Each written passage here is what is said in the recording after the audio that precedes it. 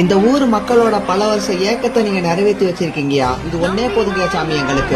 உசிலம்பட்டி சட்டமன்ற உறுப்பினர்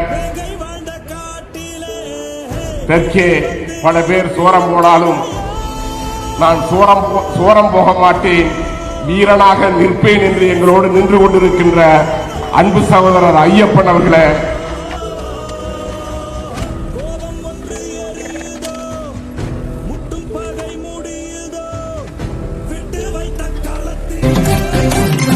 ஏழசனங்களுக்கு பங்காளியா வராறு, மாறி கொடுப்பதிலே வரலாற வராறு. ஐயா ஊர்வலத்தில் ஆராத்தி எடுக்கத்தான் ஆகாச சூரியனை ஆசவனும் நீவாரு.